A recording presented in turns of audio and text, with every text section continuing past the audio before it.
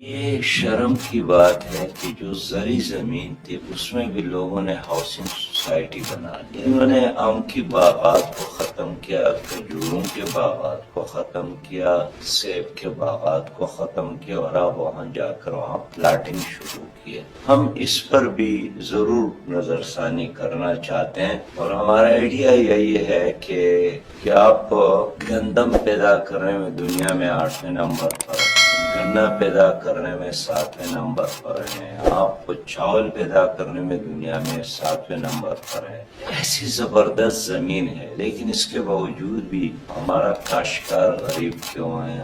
جماعت اسلامی یہی سمجھتی ہے کہ ہم اپنی اس غیر آباد زمینوں کو آباد کریں گے. کیسے؟ ہمارے جو گریجویٹ ہے، زرعی گریجویٹ، اس کو ہم زمین الاٹ کریں گے، اس کو ہم ٹریکٹر بھی دیں گے، کھاد بھی دیں گے، بیج بھی دیں گے، اور بجلی بھی دیں گے. 25 کروڑ ڈالر کا کوئلہ آپ کے ساتھ موجود ہے. ہمارے 300 سالوں کے لیے کافی ہے انرجی بنانے کے لیے، لیکن بس وہ کوئلہ تو موجود ہے، ہم ان سے کام نہیں لے سکتے. تو ہم اپنی تباہی کے خود ذمہ دار ہیں. ورنہ اللہ تعالیٰ نے جتنا کچھ ہمیں دیا ہے، اگر اس سے ہم استفادہ کرنے کے قابل ہو جاتے ہیں، اس طرح ہم معاشی لحاظ سے بھی ایک سپر طاقت بن سکتے ہیں.